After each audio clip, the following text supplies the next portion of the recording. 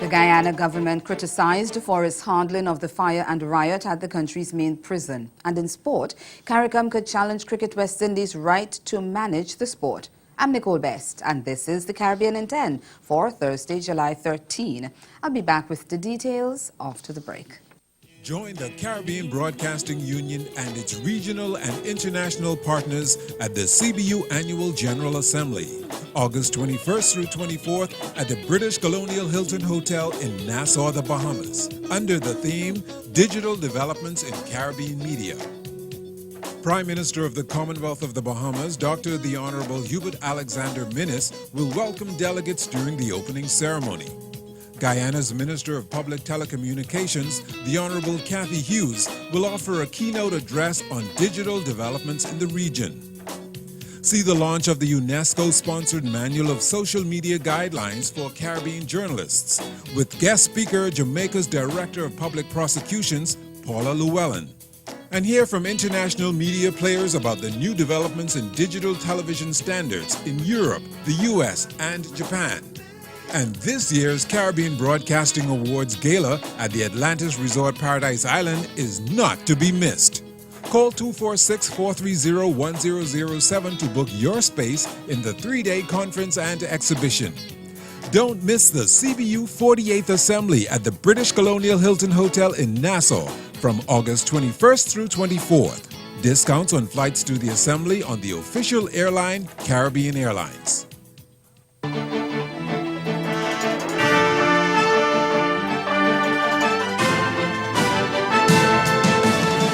Former Guyana President Barra Jagdeo is condemning government's handling of the recent Camp Street prison break and fire. It comes 3 days after prisoners set fire to the country's main jail, leading to the death of a prison officer, the escape of 8 prisoners, and the displacement of 1,010 others. Jagdeo says he has no intention of politicizing the issue, but he wants to see someone held accountable. We get more in this report from Royden James of HGP Nightly News.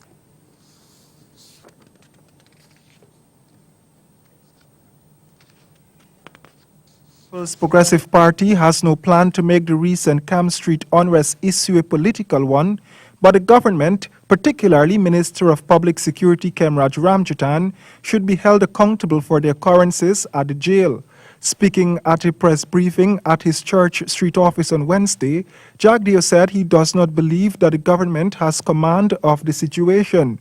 And what we have seen from the government does not give us cause for much optimism that they're being truthful and that they are in total command of the situation. Photo opportunities, press conferences, public statements are meaningless unless they're backed by substance. Mr. Jagdeo said too that the mere fact that Minister Ramjatan sought to blame sugar on Sunday evening as the reason the prison's COI recommendations were not taken on board warrants his removal from the post. Well, I've seen there are lots of public calls for Ramjatan to resign. Maybe he should consider it. He should consider it. Or Granger should consider firing him at this point in time. Over in Barbados, Prime Minister Frandell Stewart has denied that he refused to meet with trade union leaders on Tuesday as they tried to present him with a letter outlining their concerns about the National Social Responsibility Levy. Stewart said he was expecting one person to deliver the letter to him at Parliament, but when told that all the leaders wanted to be present, he agreed and waited for them to be shown to his office. He says he assumed that this message was delivered to them.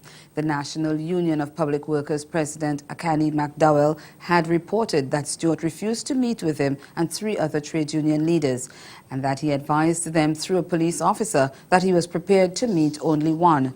McDowell says they decided to move on after meeting with opposition leader Mia Mottley and were on their way out when the officer returned and advised that the Prime Minister was prepared to meet them all. Stewart later issued a statement giving further background into the turn of events.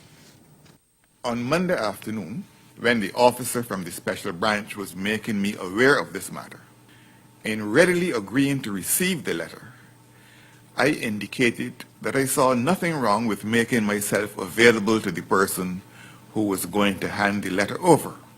On Tuesday, around 12:20 p.m., I got up and left the chamber while Minister of Finance Christopher Sinclair was speaking, a practice I don't ordinarily follow. I do not leave the chamber when my ministers are speaking, but I considered this occasion significant enough to justify my varying that practice.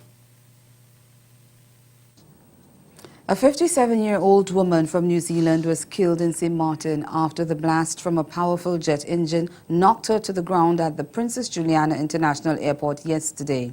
Local police reported that the woman was at the airport, which is just meters from, well, she was at the beach, which is just meters from the airport, when the force of the engines on the Boeing 737 jet threw her backwards, causing serious injury. She was rushed to hospital but later died.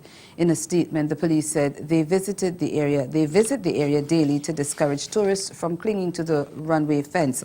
The airport in St. Martin is known as one of the most dangerous in the world for spectators, if not for travelers, as a result of the location of its runway with a public beach at one end and a mountain at the other.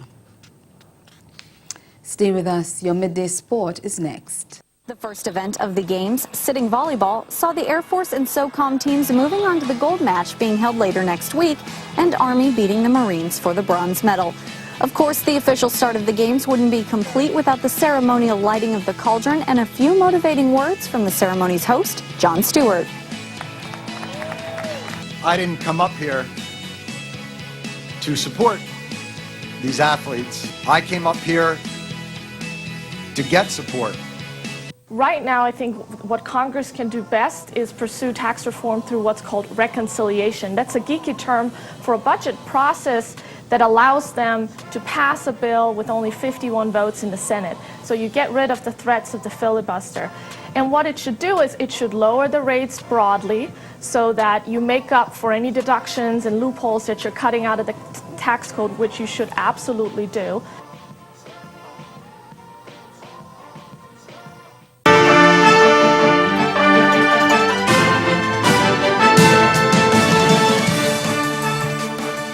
Trinidad and Tobago's Prime Minister Dr. Keith Rowley says CARICOM could proceed with a legal challenge to Cricket West Indies. That's their right to manage the sport in the Caribbean. Speaking on local radio, Rowley said CARICOM had already sought legal advice and had been assured there was a case to be argued on the basis of CWI as a private entity continuing to manage cricket, which constituted a public good. He said at the heart of the issue is the question of who really owns West Indies cricket and from whence the authority for that ownership comes. Rowley said he would soon be speaking to St. Vincent and the Grenadines Prime Minister Dr. Ralph Gonsalves, the chairman of CARICOM's Subcommittee on Cricket, to get him to engage the matter. CARICOM has sought to intervene in the sport ever since the controversial abandoned tour of India in 2014, which resulted in the body controlling cricket in the Caribbean, which was the West Indies Cricket Board at the time, being slapped with a $42 million in damage claims by the Indian Cricket Board. And the Cayman Island Boxing Association's national coach Ryan Barrett is throwing in the towel. He says his trip to Bahamas for the Youth Commonwealth Games will be the last in his current role. Citing the numerous issues with the current leadership, Barrett says he will not coach the side after that. And that's Caribbean in 10. Join us at 6:30 for Caribbean Newsline. Have yourselves a good afternoon.